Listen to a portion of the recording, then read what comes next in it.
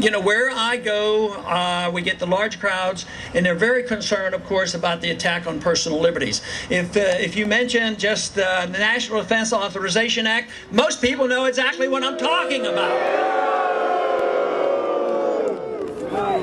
And then, of course, we've been talking a lot about the bill that they want to use to regulate the internet. The CISPA is the bill we're working on right now.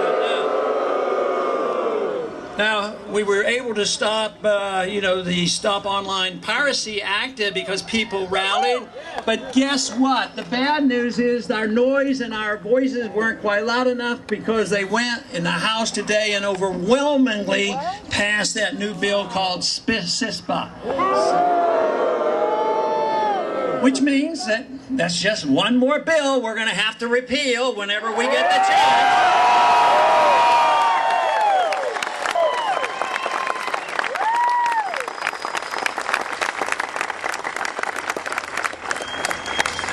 So we have a long way to go. The attack on civil liberties has been rather severe because it is the principle of liberty you have to deal with. So if you're dealing with your personal lives and how you want to run your life, your ownership of your own lives, as well as your economic liberty and the foreign policy and monetary policy, it really boils down to the principle of what Jefferson started off with. Our inalienable rights, our rights to our life and our liberty and the right to pursue our happiness, and it is being God-given, given to us not by our government, but by our Creator.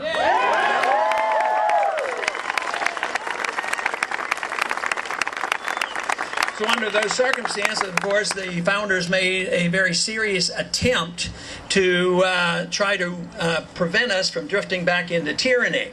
A good document, probably one of the best, but the last 100 years, we as American citizens have been very careless. But that's what this revolution is all about, is to revive the true spirit of liberty and reverse the trends of the past 100 years, change our foreign policy, change our monetary policy, and change the spending habits and the deficits that have run us into this horrendous financial crisis. These prairie fires of freedom are being spread, and there's nothing but good news out there. So the more of you there are to know and understand what liberty is all about.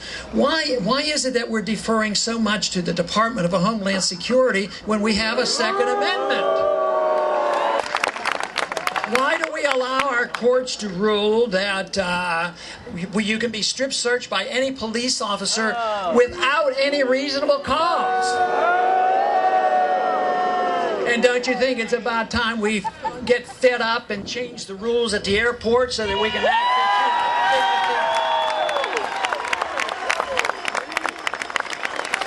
dignity? And also an order I would like to cancel is that 500 million rounds of ammunition that the Department of Homeland Security just ordered. What do they need that for?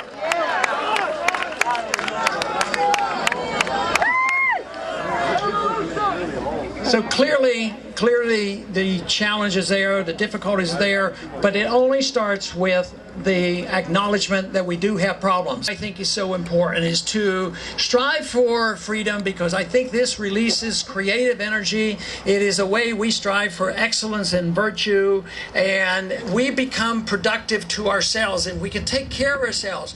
And everybody has that responsibility. We all have different talents and we'll do different things.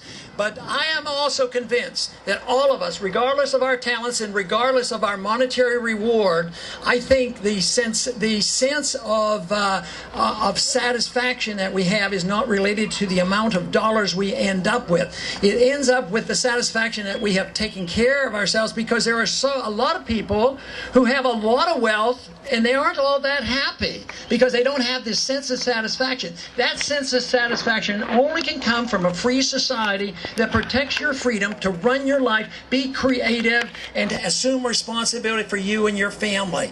This should be the goal.